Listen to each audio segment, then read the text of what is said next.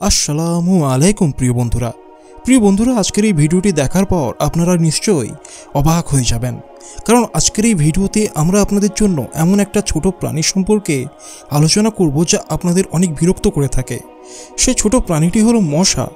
আল্লাহ তাআলা কোরআনে এই ছোট প্রাণী সম্পর্কে কি বলেছেন, কিভাবে আল্লাহ তাআলা মশাকে সৃষ্টি করেছেন এবং মশা মারার বিষয়ে আমাদের নবীজি সাল্লাল্লাহু আলাইহি সাল্লাম কি বলেছেন তা জানলে আপনারা অবশ্যই আল্লাহ তাআলার কুদরতের ওপর সুবহানাল্লাহ বলবেন। এই ছোট প্রাণীটি সম্পর্কে আল্লাহ তাআলা কোরআনে উল্লেখ করেছেন। আমরা এই প্রাণীটিকে মশা নামে চিনি। মশা আমাদের অনেক বিরক্ত করে এবং আমাদের রক্তও পান করে, কিন্তু তারপরও আল্লাহ তাআলা কোরআনে এর উল্লেখ করেছেন। আল্লাহ তাআলা কেন এই ছোট প্রাণীটির কথা কোরআনে বলেছেন, এই ভিডিওতে আমরা আপনাদের এমন কিছু মজার তথ্য দেব যা শুনে আপনার ঈমান তাজা হয়ে যাবে এবং আপনি সুবহানাল্লাহ বলবেন। তাই এই ভিডিওটি শেষ পর্যন্ত দেখুন। এই ভিডিওটি লাইক করুন এবং আমাদের লক্ষ্য হলো 1000 লাইক। প্রথমে আমরা সবাই বিশ্বাস রাখি যে আল্লাহ তাআলা সব কিছুর ওপর ক্ষমতাবান। আল্লাহ তাআলা সব কিছু সৃষ্টি করেছেন এবং কোরআন কারীম যা আল্লাহ তাআলার কালাম এবং হিদায়াতের কিতাব, তাতে অনেক প্রাণীর উল্লেখ আছে। এমনকি সবচেয়ে ছোট এবং দুর্বল প্রাণী যেমন মশার কথাও কোরআনে উল্লেখ রয়েছে। আল্লাহ তাআলা মাকড়সা, মাছি ইত্যাদির কথাও কোরআনে উল্লেখ করেছেন। কিছু লোক এই বিষয়ে আপত্তি তুলেছিল এবং বলেছিল যে যদি এটা আল্লাহর কালাম হতো তবে এতে এমন ছোট প্রাণীর কথা উল্লেখ করা হতো না। আল্লাহ তাআলা সূরা বাকারার 26 নম্বর আয়াতে এর উত্তর দিয়েছেন। এই আয়াতে আল্লাহ তাআলা মশার উদাহরণ দিয়ে বলেছেন, হ্যাঁ, আল্লাহ এতে লজ্জাবোধ করেন না।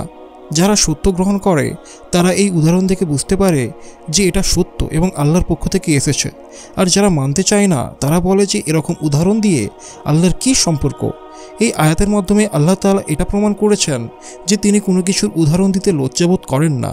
মশা দেখে আমরা হয়তো তুচ্ছ মনে করি, কিন্তু আল্লাহ তাআলা এর মাধ্যমে তার কুদরতের নিদর্শন দেখিয়েছেন। এই পৃথিবীতে মশার 2500-এর বেশি প্রজাতি রয়েছে। বিজ্ঞান আমাদের বলে যে শুধুমাত্র স্ত্রী মশাই মানুষের রক্তপান করে, কিন্তু এই তথ্য কোরআনে 1400 বছর আগেই দেওয়া হয়েছে। মশা একটা খুব ছোট প্রাণী, অন্যদিকে হাতি একটা খুব শক্তিশালী প্রাণী। আল্লাহ তাআলা উভয়কেই একইভাবে সৃষ্টি করেছেন। মুশরিকরা প্রশ্ন তুলেছিল যে কোরআনে এত সাধারণ প্রাণীর কথা কেন উল্লেখ করা হয়েছে, কিন্তু যদি তাদের সামান্য জ্ঞান থাকতো তাহলে তারা মশার সৃষ্টি দেখে বুঝতে পারত যে আল্লাহ তাআলা কিভাবে তার কুদরতের নিদর্শন দেখিয়েছেন। মশার একটা সুর আছে যা দিয়ে স্ত্রী মশা মানুষের শরীরে প্রবেশ করে রক্তপান করে। এই ছোট প্রাণীটিকে আল্লাহ তাআলা এমন শক্তি দিয়েছেন যা বড় প্রাণীকেও বিরক্ত করতে পারে। যদি সমস্ত পৃথিবীর শক্তি একত্রিত হয়ে মশার মতো একটি ছোট প্রাণী সৃষ্টি করার চেষ্টা করে তাহলে তারা তা কখনোই করতে পারবে না। মশার একটি অ্যান্টেনা আছে যা দিয়ে এটা গন্ধ শনাক্ত করে। আল্লাহ তাআলা মশাকে এমন একটা সূচ দিয়েছেন যার মাধ্যমে এটা মানুষের শরীরে প্রবেশ করে রক্তপান করে এবং মানুষ তার টেরও পায় না। মশার মধ্যে রক্ত শনাক্ত করার একটা সিস্টেমও আছে। মশা সব ধরনের রক্তপান করে না। আল্লাহ তাআলা মশাকে এমন চোখ দিয়েছেন যার কোনো তুলনা নেই। মশার একটি চোখে 100টিরও বেশি চোখ থাকে যা একসাথে কাজ করে। পুরুষ মশা সর্বোচ্চ 10 দিন বাঁচে, আর স্ত্রী মশা 6 থেকে 8 দিন বাঁচে। আল্লাহ তাআলা এই ছোট প্রাণী দিয়ে অনেক বড় কাজ করিয়েছেন। যেমন নমরুদ নামক একজন অহংকারী ব্যক্তি যে নিজেকে আল্লাহ বলে দাবি করেছিল, আল্লাহ তাআলা তার মৃত্যু মশার মাধ্যমে ঘটিয়েছিলেন। নমরুদ হযরত ইব্রাহিম আলাইহিস সালামকে তার দরবারে ডেকে বলেছিল যে সে সূর্যকে পূর্ব থেকে পশ্চিম দিকে নিয়ে যেতে পারে।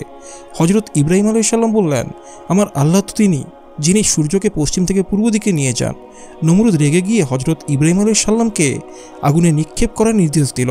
আল্লাহ তাআলা আগুনকে হযরত ইব্রাহিম আলাইহিস সালামের উপর শীতল করে দিলেন এবং নমরুদকে শাস্তি দেওয়ার জন্য একটা মশা পাঠালেন।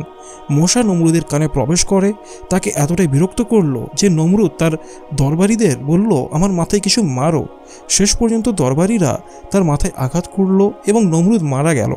এই ঘটনা থেকে আমরা বুঝতে পারি যে আল্লাহ তাআলা সব কিছুর ওপর ক্ষমতাবান। তিনি এমন ছোট প্রাণী দিয়েও বড় বড় কাজ করিয়ে নেন। আল্লাহ তাআলা কোনো কিছুই অযথা সৃষ্টি করেননি। প্রতিটি সৃষ্টির পেছনে আল্লাহ তাআলার একটা উদ্দেশ্য আছে। এখন আসুন মশা মারার বিষয়ে আলোচনা করা যাক। আমাদের প্রিয় নবীজি সাল্লাল্লাহু আলাইহি সাল্লাম বলেছেন, যে কোনো জিনিস যা ক্ষতিকর তা থেকে বাঁচার জন্য তা মারা জায়েজ। অর্থাৎ যদি কোনো জিনিস আপনার ক্ষতি করে এবং তা না মারলে আপনার চলা সম্ভব না হয় তাহলে তা মারা জায়েজ। মশা যদি কামড়ায় তাহলে ডেঙ্গু, ম্যালেরিয়া ইত্যাদি রোগ হতে পারে। তাই আপনার স্বাস্থ্য ও সম্পদের সুরক্ষার জন্য মশা মারা জায়েজ। বন্ধুরা, যদি আমরা ভিডিওটিকে একটু অ্যানালাইসিস করি তাহলে প্রথম পয়েন্টে আমরা জানব কোরআনে মশার উল্লেখ আল্লাহর শক্তি নিদর্শন। কুরআনে বহুবার ছোট থেকে ছোট এবং বড় থেকে বড় বিভিন্ন সৃষ্টির কথা উল্লেখ রয়েছে। মশার প্রসঙ্গ এসেছে সূরা বাকারার ২৬ নম্বর আয়াতে, যেখানে বলা হয়েছে, নিশ্চয়ই আল্লাহ কোনো একটা মশা কিংবা তার চেয়েও ছোট কিছুর উদাহরণ দিতে লজ্জাবোধ করেন না। যারা ঈমান এনেছে তারা জানে যে এটা তাদের প্রতিপালকের পক্ষ থেকে এসেছে, আর যারা অবিশ্বাসী তারা বলে এরূপ উপমা দ্বারা আল্লাহর উদ্দেশ্য কী।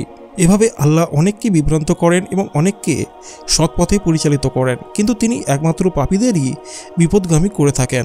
সূরা বাকারা ২৬ নম্বর আয়াত। এই আয়াত থেকে বোঝা যায় আল্লাহ তাআলা কোনো কিছু বোঝানোর জন্য ছোট বা তুচ্ছ মনে হওয়া বস্তু দিয়েও উদাহরণ দিতে পারেন। তিনি চান মানুষ তার সৃষ্টিকে দেখে শিক্ষা নিক এবং তার কুদরতের প্রতি বিশ্বাস স্থাপন করুক।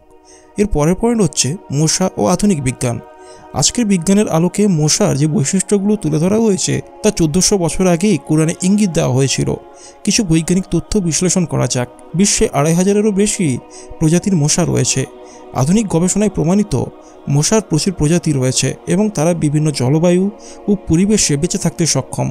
শুধু স্ত্রী মশাই রক্তপান করে? আধুনিক গবেষণা বলে স্ত্রী মশা প্রজননের জন্য প্রোটিন সংগ্রহ করতে মানুষের বা প্রাণীর রক্তপান করে। মশার সুর বা সূচ।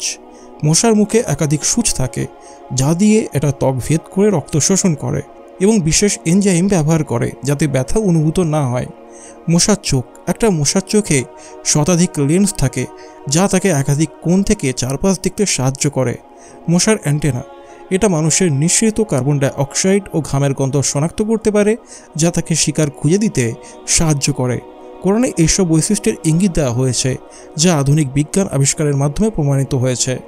এর পরের পয়েন্ট হচ্ছে নমরুদের ঘটনা, অহংকারের পতন। নমরুদ ছিলেন এক অত্যাচারী শাসক যিনি নিজেকে ঈশ্বর বলে দাবি করতেন, কিন্তু আল্লাহ তাআলা তাকে একটা ছোট্ট মশার মাধ্যমে ধ্বংস করে দিলেন।